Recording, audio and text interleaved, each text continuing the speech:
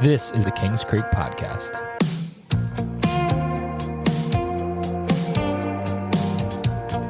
You want to hit 90 years old? But me and 90's like, But I don't. like What are you doing at 90? I shouldn't say that though. I mean, I'm chilling. I'm not going to be doing anything like totally strenuous, but I think I'm going to be about ready to wind it down. There's about only so much Fox News you can watch at 90 though. Dude, I think that if you are watching news, you'll never make it to 90 years old. You've got to shut all that out. I haven't watched the news since not too long after 9/11. It's quite a bit of time. A lot of recent events and current history has passed Jesse by. Yeah, everything catches me just by, so I just shoot from the hip. All right. Well, speaking of news, we are pre-Masters week, so 2 weeks out from the Masters tournament. Mm-hmm. What do you guys do? It's like you said, you've been here for 20 years already. This is my Third. third. No, it's more than that. I've been here for 8 years. Yeah, were you a recluse when you first moved here? Well, I didn't go to the Masters tournament. I was deployed for one of them. Well, we also weren't in church together. I went in 2019. 2020 was COVID year, so that was the fall. Vaguely remember that Masters. Or no. Yeah, it is. 2020. They had fall. two in 2020, didn't they? Yeah, they had the 2020 fall. Well, no. It was 2020 was the fall Masters. 2021 was the spring Masters. All right. But anyways, what do you guys do? What are some Strickland family traditions around this time? I think the main tradition that we have right now is getting our house ready. And it sounds lame as a tradition, but you know, the people that live around here that choose to rent, you know, it's kind of like our spring cleaning time, and it just forces you to get it done. So, you know, we've got a binder that's got our master's checklist. So we've got all the things that we need to have done prior to moving out of the house for a week to 10 days. Yeah. So it's just kind of, I guess it's mainly, you could probably relate it to Hell Week. It's probably just like it. As a SEAL. I think that if there was one way I could describe it, and most SEALs I think would agree with me, that it's like Hell Week. Yeah. I don't know if they would agree with you, but Definitely would. it's definitely a lot for a lot of people. I mean, you basically moving your family out for 2 weeks. The hardest thing, and we haven't rented yet, is because where are we going to go? I mean, we like to stay here on the off chance we get to go. Someone gives us tickets. This year we're fortunate enough to get tickets to the women's amateur. But to move everything just seems so hectic, and I have nowhere to go. Yeah, I mean, it's tough. You know, we've got fortunately, we've got a pretty good group of friends that some of us are always going to be here, others aren't. But, I mean, we're completely homeless, you know, for the week. Melissa's going to go to the beach. You know, she'll take the girls. All the girls will go to the beach, her and the sisters, and I assume babies and all that this year. But they'll all go to the beach. You know, we would normally, when the kids were young and at least still at home, we would all take a vacation somewhere. Yeah. But now that it's kind of, you know, Olivia's spring break is the week prior. So she's actually in school. For Masters Week? Yeah, the our actual Masters week. week. So that throws out the possibility of her getting to go out of town with us. Mm-hmm. So, you know, when stuff like that starts happening, you just think every year it's based on we're going to go do something cool. But, you know, about 92% of the time, that usually means I'm going to be here couch surfing, and Melissa's going to go do something cool with her sisters. Yeah. Just because there's so much pressure that the 2 weeks prior. Yeah. Well, yeah, you They're guys are wore so out. busy anyway. I mean, between Yeah, Kings Creek stuff that y'all put out, all the limited Masters edition type stuff, I know that you work with some people around Masters Week every once in a while. Mm-hmm. Schedule some things. So it's not like you're not busy. You say that you couch surf, but Yeah, I mean, and that's typically just enough time to go to sleep, you know? yeah. But I mean, I can stay this year, I think I'm going to, depending on who all I'm going to have with me, I've got a house lined up, and then I can stay with Champ, and hang out with him, my little nephew, with my brother and sister-in-law. So I don't know. We'll figure it out. I mean, it's always just very little sleep, and a lot of moving parts. How long do you have to be here before you stop trying to go to the Masters? Like, go to the tournament? Because I'm not at that stage. I will 100% try to go to the Masters as much as I can. I think when you've had your fair share of pimento and cheese and egg salad sandwiches, and as long as you've got somebody that's bringing you food, which is pretty much somebody has that responsibility to throw a cooler in the car. Yeah. And then go in and bring out a bunch of food. We bought $400 or $500 worth of food. And that's impressive. When it's $4, $3 a piece, that's a lot. That's impressive. But all the ice cream sandwiches and stuff like that. But it's just a lot of people that don't get the opportunity. So it's kind of cool just to hang out with a bunch of people and break some Augusta National bread. Yeah. So that's pretty fun. But I don't know if there's ever a time because the experiences there change every year. Mm-hmm. The course changes a lot. So I don't, we're fortunate to where we have access to get to go. It's something that I don't get to see enough golf when I'm there, and that bothers me. Yeah. Why is it? Because you're too busy getting $400 worth of food and visiting the pro shop, or? No, I usually don't. I used to be more of a pro shop guy there. I'd imagine you would be a huge pro shop guy given your current profession. Well, I am in most cases, but there it's kind of like been there maybe? So much of it all the time. Yeah, year round we see it here. Yeah, and so it's not now don't get me wrong, excuse me, it's great for gift giving for people that aren't from the area. Yeah. They really like it, but I always get on these tangents to where I'm out for the ultimate extremely difficult piece to get. I don't want to just go get a bunch of golf shirts and hats, and obviously not hats, but I want the stuff from the small shop, from like some random Tuesday. That's the things that everyone else is not going to get. I get that. Yeah, I kind of like tapping into some of that. Yeah, that's tough to get. Let me know if you got a plug, because I will definitely try to get some of that too. What is one thing I did want to mention we have a YouTube channel now. Just search the Kings Creek Podcast on YouTube.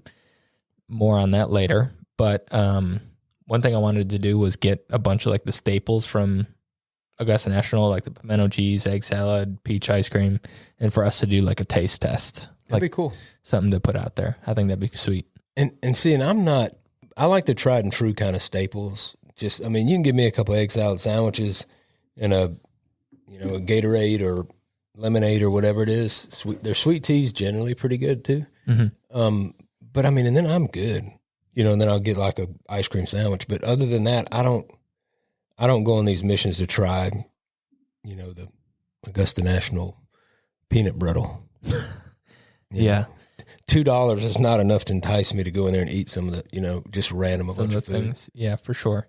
The only things that I've had is a pimento cheese and egg salad. I haven't tried the peach ice cream. I tried Wife Savers, and that was stupendous. Was it good? Oh, it was stupendous. It looked like it was. If it is anything like the one that is at Augusta, I'm in for a treat. But we will get our reactions and put that up on YouTube. And I really want to get Melissa to make hers and then let you try it. Because there's a lot of people that I grew up in the era of this is not the actual thing, but this is the next best thing. Yeah. Like a bunch of the time of reproduction. And so I'm kind of a pretty big critic when it comes to that. She is remarkable with the ice cream sandwich. I feel like the hardest part is the ice cream, to nail that. Yeah, it's tough because you've got to keep it soft enough to be able to eat it, but yet firm enough to where it's not dripping everywhere. Right. And so that's kind of the key. And I don't know, she figured it out.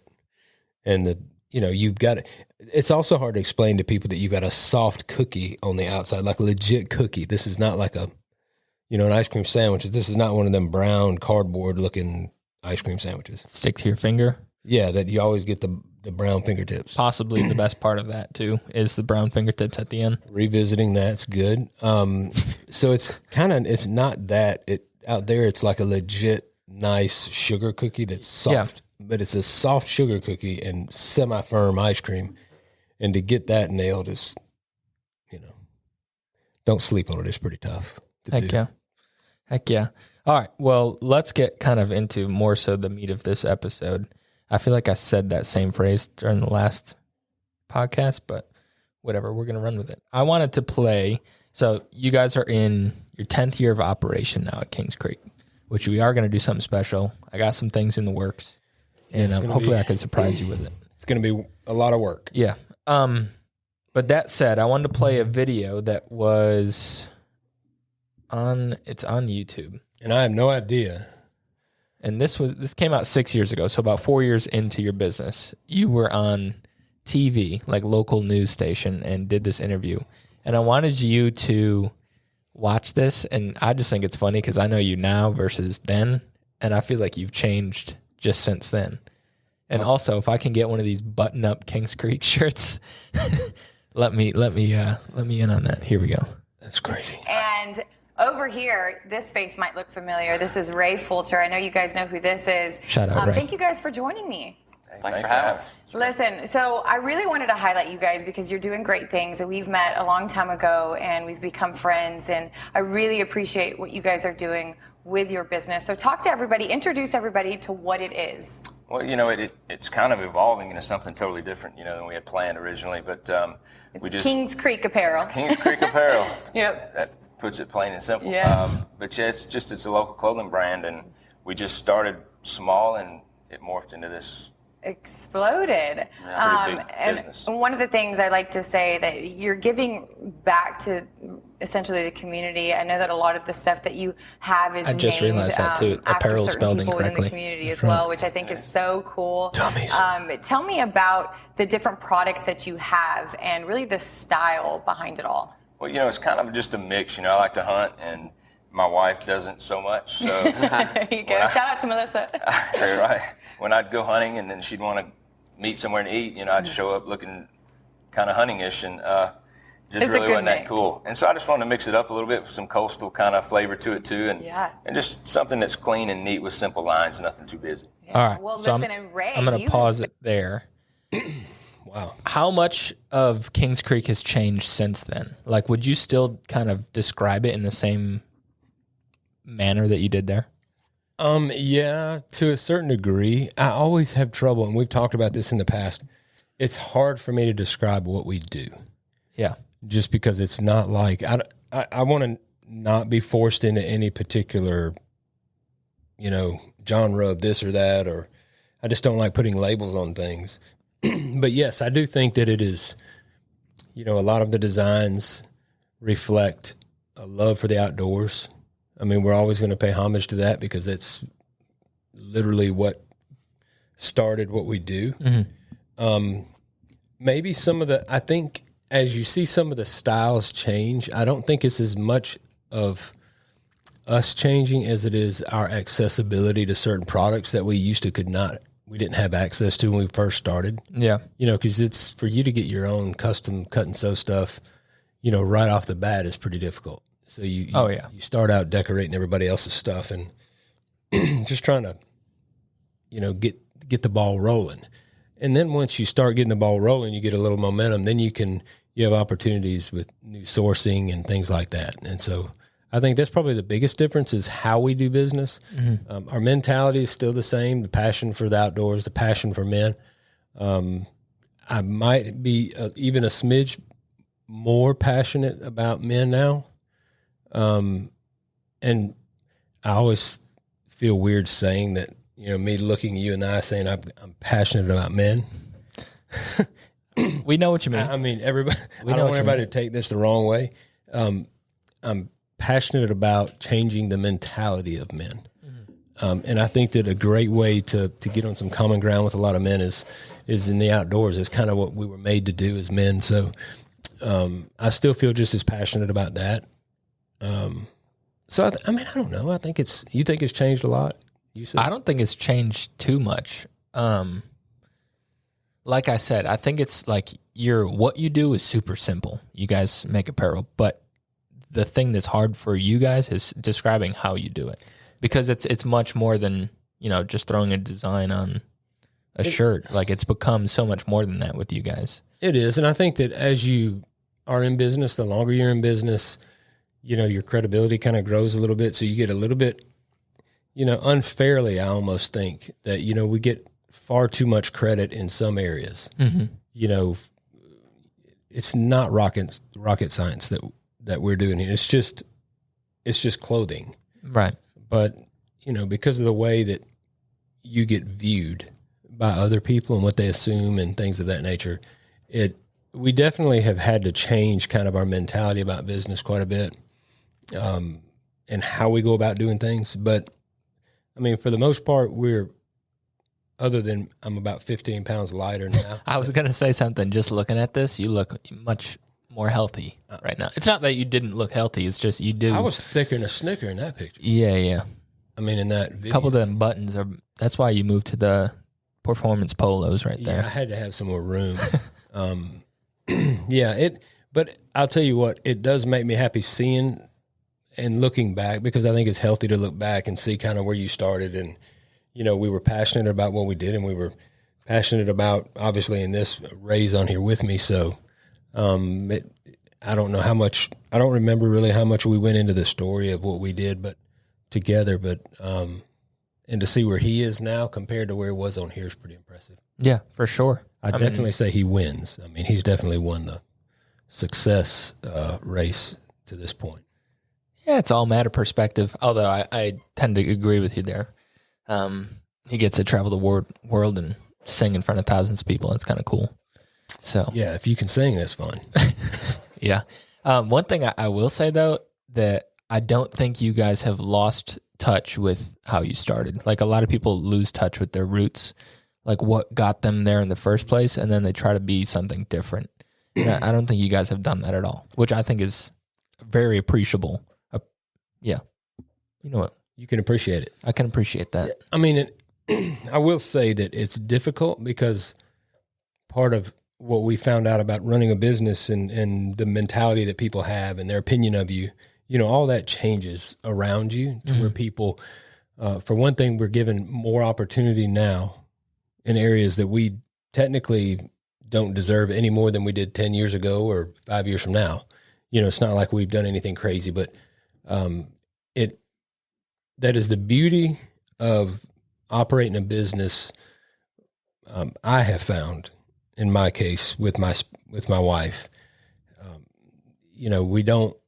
she's definitely not going to let me get a big head, or, there's times that, we all kind of stray and try to chase I don't want to say fame, but you chase that success, and she helps prioritize that. And she always has from the beginning. And so, knowing why we're doing what we're doing, I don't think it would ever allow us to look at ourselves as being that successful. I just knowing you guys, knowing your story a little bit, there's not a point where I feel like you guys really got over your skis. Like, I feel like you guys have always kind of been in your lane and know what your lane is. And as much as I know I'm guilty of it, I'll be like, why don't you do this? Why don't you do that? You're like, well, that's not it yet, or it's just not the time for that. Well, money was so tight. Not that it's not now. I mean, because now we literally do the same thing, just on a larger scale. But we were forced to kind of grow organically. And I've told you this in the past. I'm not a fan of that word. It's good vibes. I think it's overused a lot. But, we didn't have the ability to grow too quick. We had to grow at our own pace. Mm-hmm. And by growing at a slower pace and an intentional pace, we learned a lot more, because we had to sit there and rest in bad decisions. We had to, watch other people in our minds pass us by because they got a break somewhere. And it used to make me so mad, because I felt like, man, we're doing, we try to do everything way above board, very transparent. And then, you just constantly start seeing people that may not have that much of a focus on doing things above board and doing things with the greater good, at heart. And it seems like they catch all the breaks. And I know that that's just a way to look at things, and it's just a perspective at the time, because I know that we've been very fortunate and got very lucky. It's definitely, I'm not a wizard when it comes to clothing design and all that. I usually take something that somebody else designs and I just deconstruct it and simplify it a lot more, and then I like it better. Yeah. And so that's kind of the look that we go for. But it is interesting to look back now and see kind of the transition to where we are, though. Looking at this and then trying to look into the future, what does Kings Creek look like in the next couple of years? Like, what does growth look like for you guys? I think that I'd be foolish to say that we can sustain ourselves for, I'm so scared to put a time on this. I don't know how long we're going to be able to continue to sustain ourselves and operate the way we do, keeping, our circle small and keeping our, running lean as a business. I think is responsible for us to run lean. It gives us more opportunities to get involved with other people and to help other people. Yeah. Keeps things personal. Right. So you never want to just outgrow that. But in this business that we're in, you have to grow a certain amount in order to maintain relevancy in the market. If you're not growing, as well as I do, you're going backwards. Right. You're dying. So we've got to show some growth. Yeah. And I think the biggest change is probably going to be continuing on trend. It's going to be like sourcing is going to get a little different, things like that. That's the biggest thing for us, that now the moves that we make are a lot larger moves. Right. They're moves that are a lot more expensive that are just, and cash flow always, it's always going to be a problem in this type of a business because of, it's so capital intensive. Yeah. I mean, and it's, you're working off of inventory trying to, when I was in the car business for so long, you got all these loans on, you had a floor plan to where, dealers didn't have to write a check for every car that they sold. Some of them, I'm not saying that there's not, dealers out there that operate that way, but I wasn't a part of that type of a system. We had a floor plan at a bank, and then, the purpose was trying to get rid of them as soon as you could so that you didn't have to pay interest on them. Right. That's how you could maintain such a large inventory. Well, the only way we can maintain a large inventory is paying for it. And then you don't want to sit on it, but you want to have stuff here for customers and for new stores when we have store requests and we're getting those, trying to go through that process. So, you've got to have some product on the ground, and I'm a stickler. I cannot stand sitting there looking at just dead inventory. Yeah. It needs to go on the mission field somewhere with somebody, or we just need to do something to get rid of it. I always like seeing that new flow of products. And so, I think in the next 5 years, there will be quite a large change. Yeah. I just have so little insight as to what that's going to look like, because I would have never thought we would be operating how we are today 10 years ago. I mean, if I would have known what in 2014, if I would have known what the next 10 years would entail, I think I would be too afraid to have tried it. Yeah. Because of the pressure. It's just like, it had to happen this way. Yeah.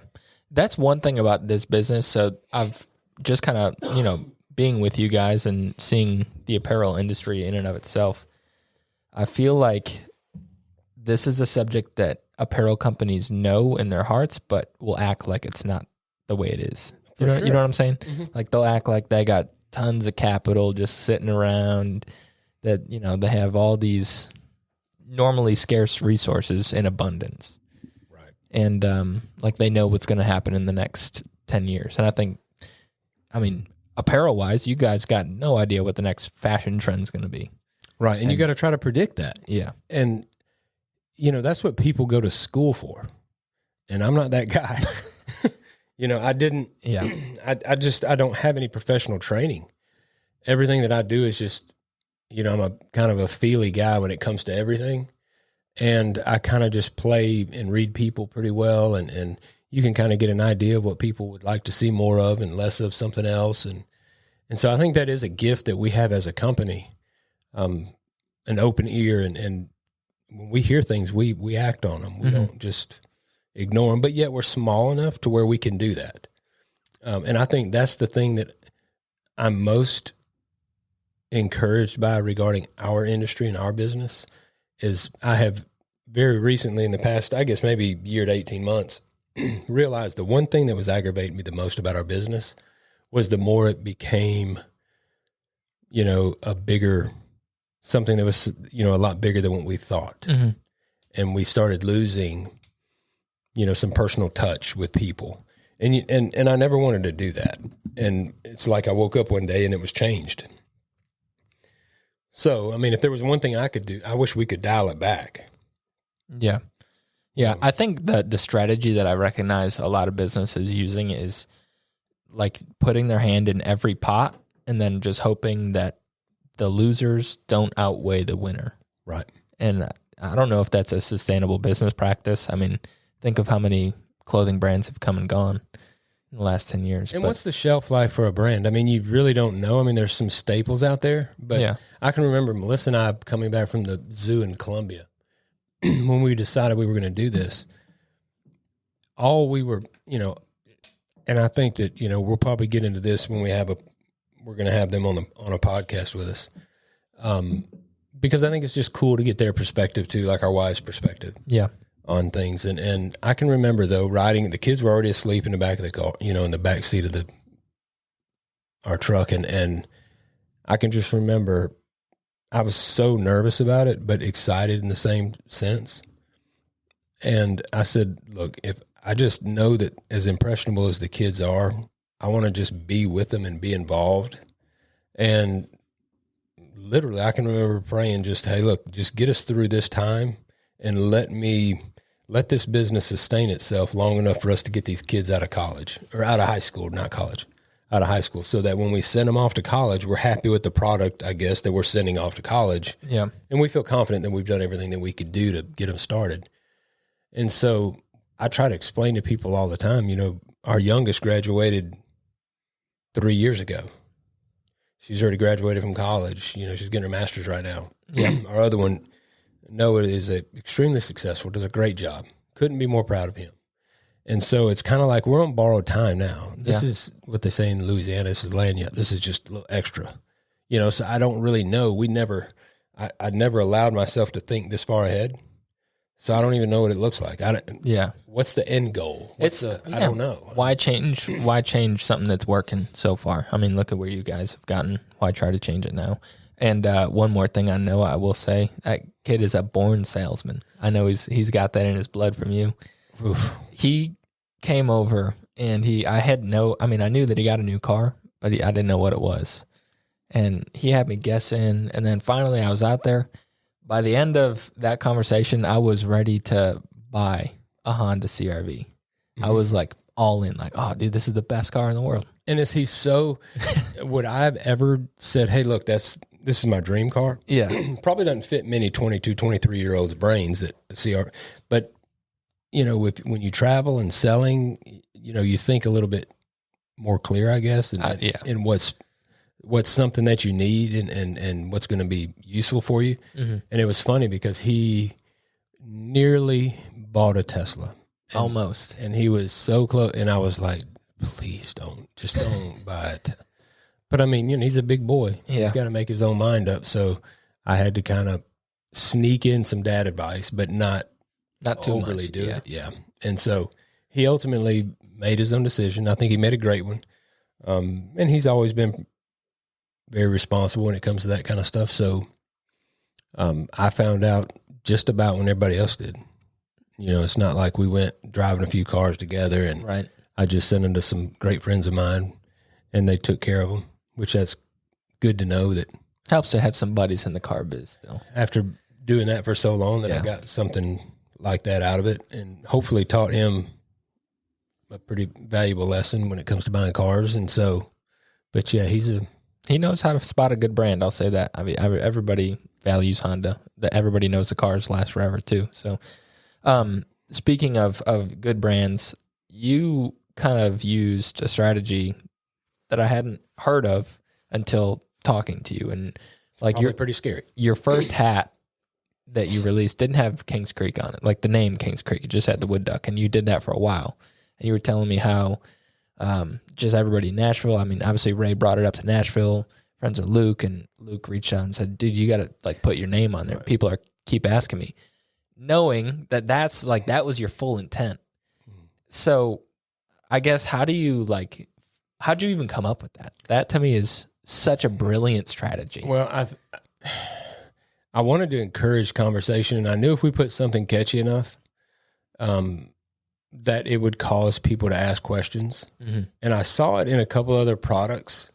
And it's not like that was their intention. There was just quite a few people that, would ask, I don't know why they would ask me this, but, they'd ask me different brands, like, what's this brand? Or you know anything about this?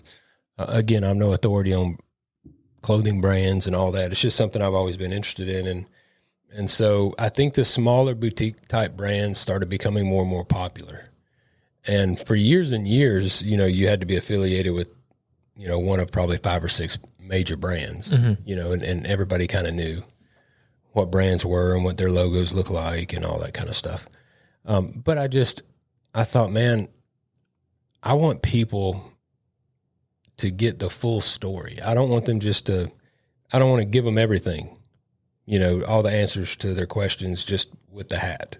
I wanted them to have to ask people that were wearing the hat in hopes that there would be some good conversation that comes out of it and some right. relationships and just community and communicating was my goal.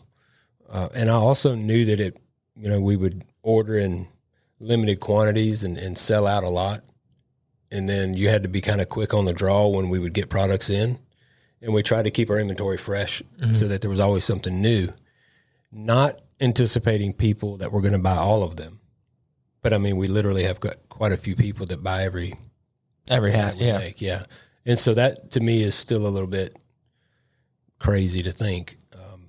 But anyway, the goal was just to I knew nobody could tell the story of our company as well as either myself or somebody else that, bought and wore our products. Yeah. That to me is just a baller move. And I think it definitely comes from like your sales perspective and just getting to know people that way. I think being okay also with if it didn't work. Mm-hmm. You kind of have to be pretty resolved when it comes to that. I had to be, look, I'm going to go ahead and roll the dice and not, I've got a hat that's going to be on, a person as notable at the time as Luke and some of the other guys there. Why in the world would you not want to put the name? So somebody that saw, there for a long time, if you put Luke's name in Google, it would, what hat is Luke Combs wearing? The Luke Combs hat. I mean, that's so crazy. It was in just a Google. I mean, it was a huge Google search. So I knew when I started seeing that, this is going to work. Yeah. And there were so many people that looked at it as like, what a stupid missed opportunity on your part. But I just knew that as crazy as some people are out there in terms of getting to the end of the rainbow, mm-hmm. that if they wanted to know, I just knew the more people that were searching for it, the more exposure we were getting. Yeah. And so I just said, no, let's just keep holding off. And then finally I sent him the leather patch and I had the name put underneath it. And of course he was excited. Yeah. That's the one that he's wearing I can't remember, New Artist of the Year.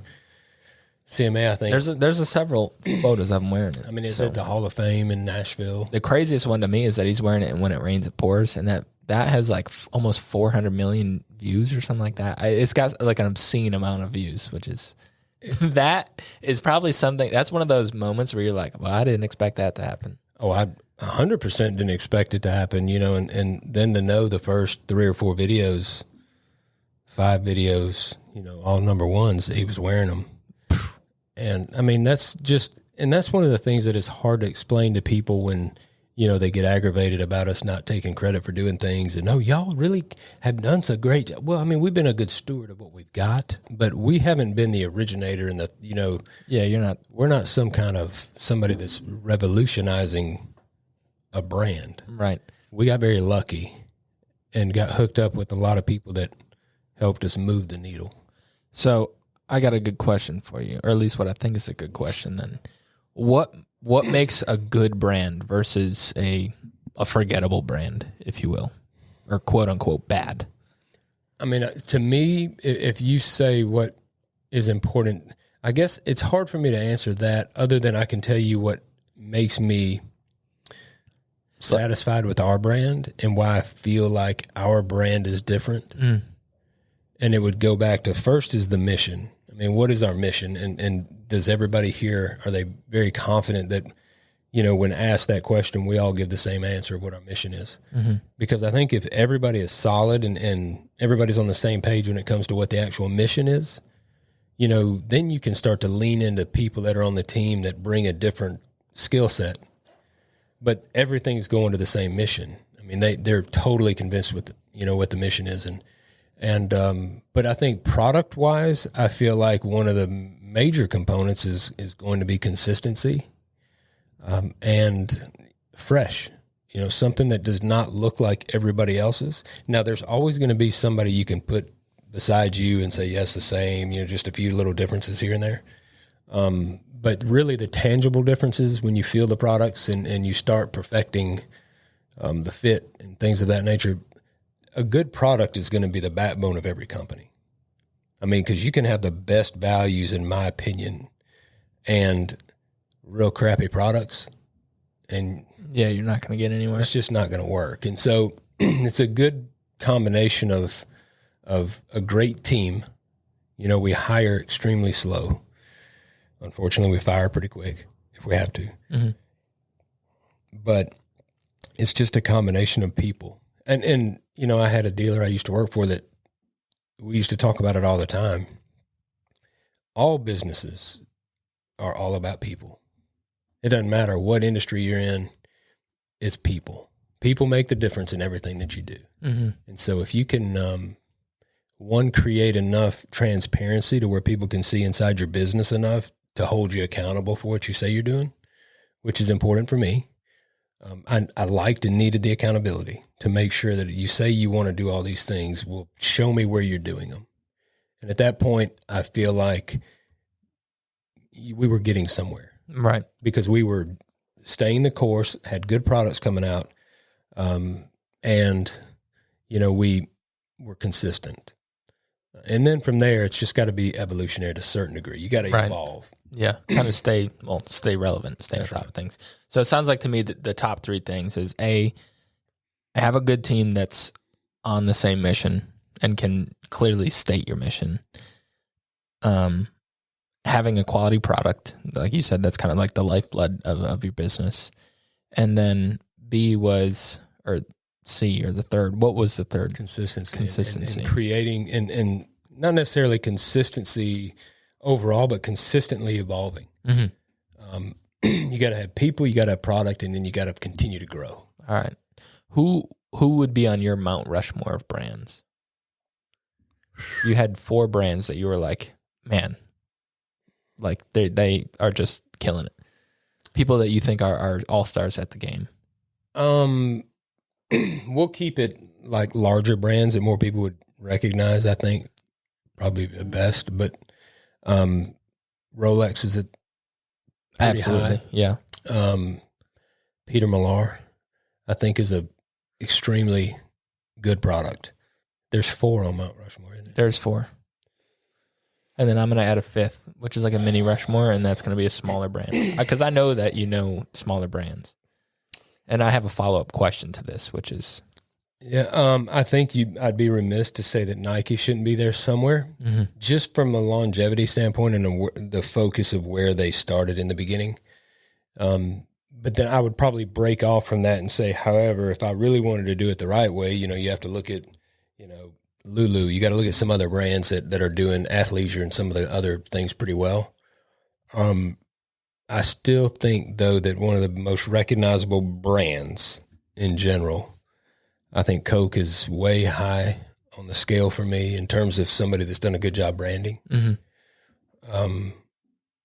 So mine are kind of generic because it's kind of like, well, that's boring because it's just blah, blah kind of brands. But you have to really dig into them and study their business a little bit.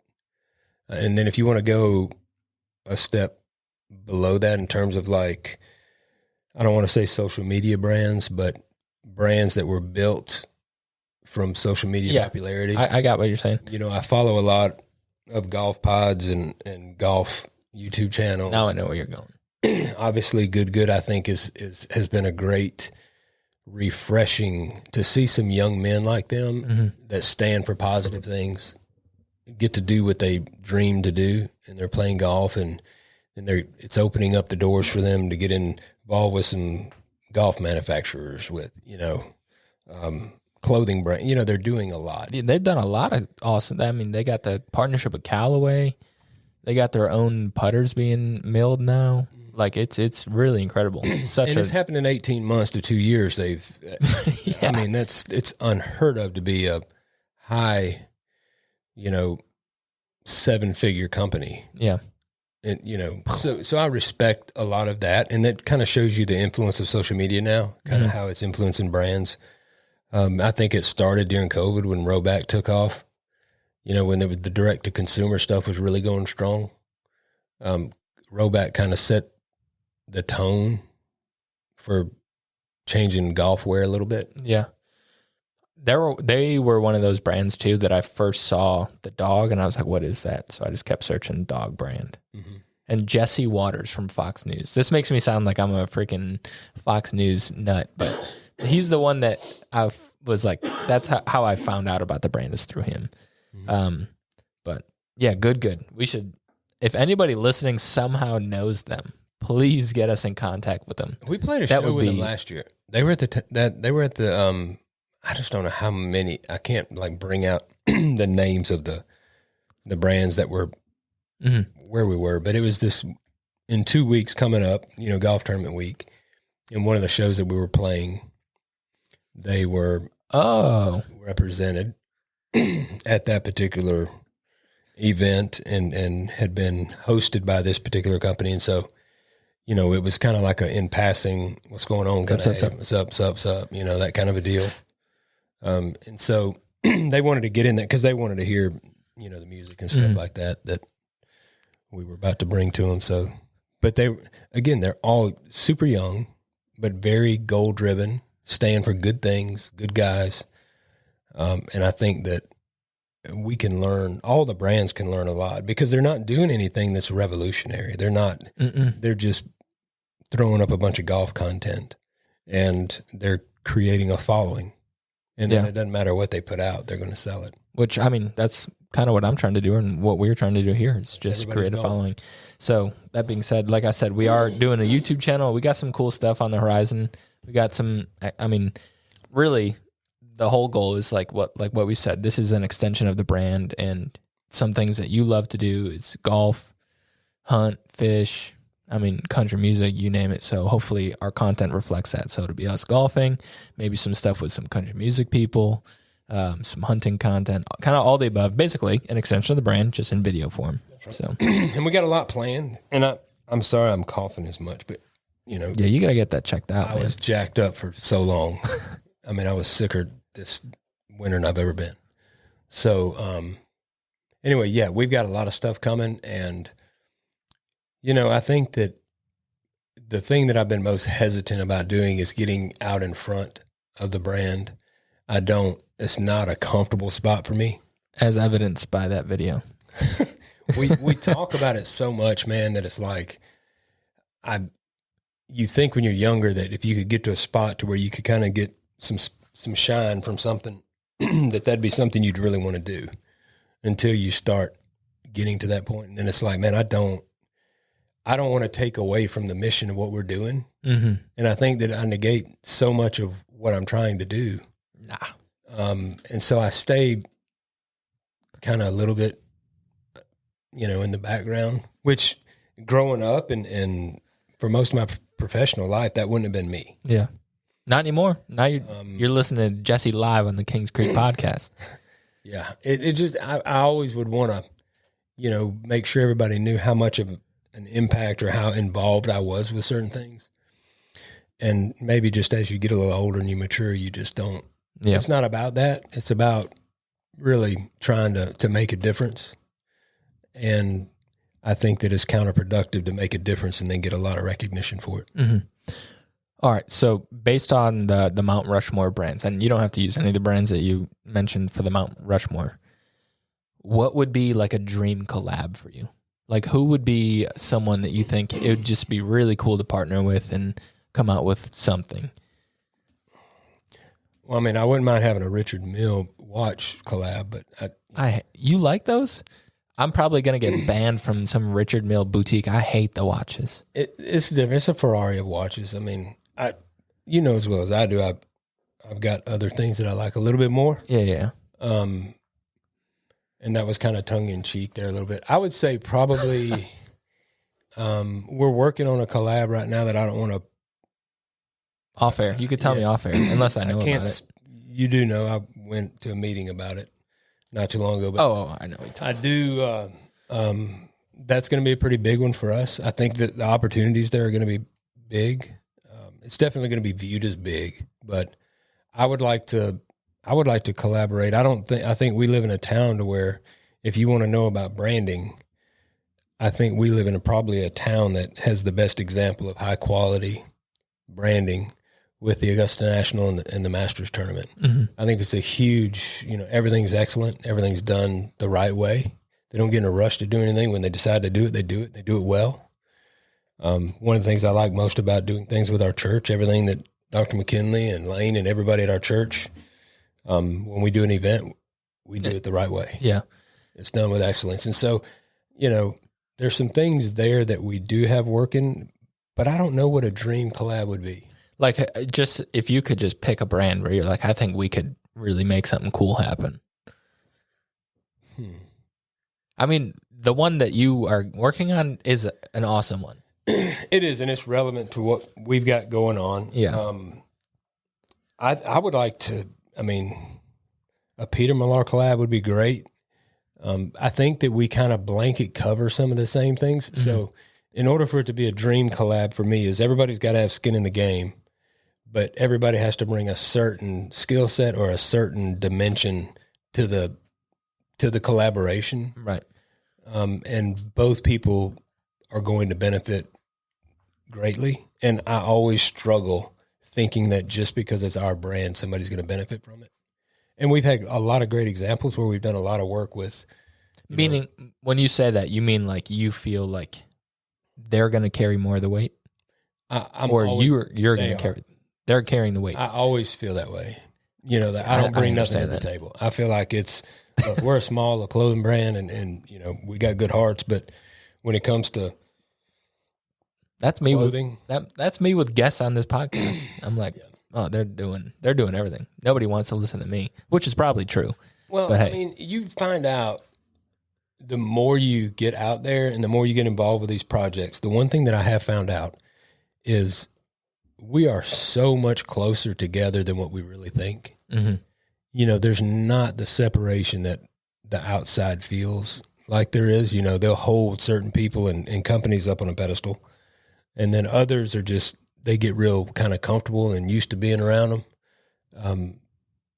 And to me, it's a lot of the fake it till you make it kind of mentality, mm-hmm. and a lot of the putting off that things are greater than they truly are. That destroys a lot of young entrepreneurs from following through with a lot of their dreams because it's, they don't see that success that fast, like somebody else presents it to them. So they mm-hmm. feel like they're a failure based off of what they've been told by somebody else.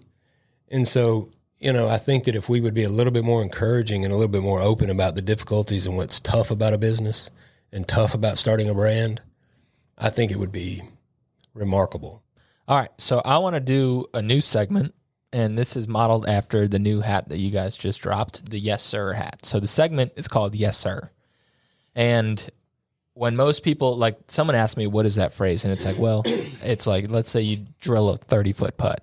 You go, yes, sir. Like, it's kind of like it's used as in like an exclamatory sense where it's used to mark something good that just happened. So that said, what's yours or Kings Creek what's the most recent yes sir moment? I mean, to me, it's not what you're wanting to hear, I don't think. But just the man-to-man conference we just finished.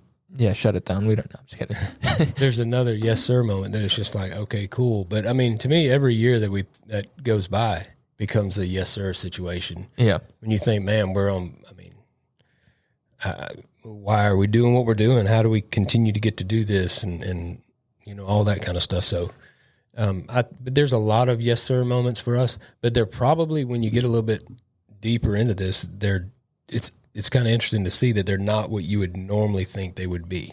Like landing it was a yes sir moment whenever Luke accepted the award, wearing our hat, and played on, Jimmy Kimmel the next night with it, all that kind. Those are big moments for us. Mm-hmm. But even so, the small events that we do that in our community, that's huge. Yeah. And to me, I'm telling you, although there's not many times that people don't relate different people in country music and stuff like that with our brand, I like the local community type things a lot more than I do the national things. Yeah. I love it. That said, let's wrap up this episode, and I want to wrap it up on a video that came to my mind. You're going to explain to me what you were thinking here. This is the opposite of a yes sir moment. This is a oh no. I know what this is. All right. Of course. There's no sound, but basically and it's hard to tell that it's even you. But it's the dead of winter. There's snow on the ground, buxton's in the water, and you're holding another dog. Yes. And you're trying to cross maybe like a 6-inch in diameter, maybe a little bit bigger than that, 10-inch in diameter pole or tree. And you fell right in the water. It's a water line. Holding your dog. And Melissa got to that pipe. And this is, we were all snowed in. And we were just out exploring. We took the kids out with us and the dogs. And we just went out exploring, all in around, because nobody was moving anywhere. I mean, we were locked down. And so when we got to the creek, we were going to go visit Melissa's mom, that we could come up on the back of Melissa's parents' house. And so when we got there, the water was substantially higher. And Melissa starts heading out with our little dog in her arms, and she's going to cross this. And I'm like, no way. No, you're not going to do that. I said, here, I'll take her. I'm trying to be the man. And I got there. I'd be lying to say that the distraction of my lab in the water, jumping around, cutting up, acting a fool like he was, didn't kind of at least make my mind wander a little bit. But it was right. The bad thing is the dialogue prior to me crossing. Yeah. I was so, I'm sure you're so serious. But I was so absolutely certain that there's no danger involved in what I was doing. And in the event that something were to happen, I can easily just grab the pole and, my feet might get wet or whatever. I can sling the dog to the side. And I never would have anticipated it working out the way it did. And I get revisited by this every year. Mm-hmm. And this is, I got so many like little puns going on in my head right now, but this is, you are the king of the creek here. This is the original caught creeking moment. And bro, I remember being on my back and getting river rock, like creek rocks, like inside my jacket. And, thank the Lord I didn't have on waders or anything. I just had those knee-high rubber boots on. Yeah. Because everything was full. I'm sure that was a brisk walk home. The shock of hitting that water, I could have fell 40 feet and it would not have affected me any worse than what that did. Yeah. And this is 10 years old. So this is literally the original caught creeking moment. That's right. If you want to get caught creeking, just don't do it on your back in 4 foot of water. This needs to go on either the podcast Instagram or the Kings Creek Instagram. It's so good. I watched it about 90 times. I forgot somebody sent that to America's Funniest Home Videos. And I'm thinking, man, if that don't make it, I don't know what's going to make it. Yeah. Because there is so much going on beyond this. It's like, this is the epitome of a man thinking, I'm going to do this. There's no, it's utter, this is a hold my beer moment. 100%. And if you look, the thing that everybody takes for granted is when they're looking at this video, they don't realize that I kept the little dog safe as I had promised. The little dog's the only thing that didn't go under the water. And I got her to Olivia, that my daughter's right off camera. She was just little then, but, and she was yelling at Melissa for laughing at me. Don't laugh. Because she just thought, man, this guy's going to die right here. That's so funny. But my big dog, Bustin', he broke camp. As soon as I started falling, he checked out. He's running. And then it's like playtime. He's probably thinking he's in trouble somehow. And it's just like, man, I went from, I don't know if I'm going to drown, if I'm going to get hypothermia. I mean, it wasn't that, ultimately it's not that, probably not that bad of a deal, but it could have been worse. At the time, it was the worst. You might as well have been the Grand Canyon. Yeah. Couldn't have been worse. Couldn't have been better. Could have been worse. Couldn't have been better. Anyway, same thing. All right. Well, let's sign off this thing. I want to tell people to go to kingscreekapparel.com. Check out the new Masters Edition stuff. You got the Augusta Caddy tee, the new Yessir hat. I was trying to come up with the actual name of the polos, but I'm only thinking of the old ones. There's like the Punch Out. No. They're all golf themed, but you'll know as soon as you get there. Tee It Up might be one. I can't remember, but I'm going to tell you, we've made a couple little changes to those, and people are pretty excited about them. Really? You know, the fits, obviously we keep the fit consistent, but we just changed the collar up a little bit, added some stiffness and to keep it fresh looking. Yeah. So people seem to be liking it, but the hats are doing, they always sell out. And, I feel like such a cornball kind of a salesman by saying, you need to get it while you can. No, you literally. These go, and intentionally, we don't make a lot of them. Everyone thinks that I have a plug since I'm with you all the time, but I almost missed a Better Than Most shirt. So I had to get that while I could. Well, it's your own fault because you can walk back into the warehouse and get them, but we appreciate it. But I'll tell you, the Better Than Most, trying to tell the story of that, is interesting because it falls right in line with the Nashville stuff, that there's a large group of people out there that think certain things mean certain things. And so, it's good that we've got a spin on certain things that we do, and we spin them to hopefully to get people having good conversation, and who knows what happens from there. Love it. Alrighty. Well, you heard the man. This is us signing out. Till the next time. Much love, Johnny. And it was all gas. No way I could have known that back tire. All right, guys, that's a wrap. Thank you so much for listening. If you would please leave us a review and a rating, that is how we get the word out about this podcast. And lastly, go check us out at Kings Creek Apparel. Thank you.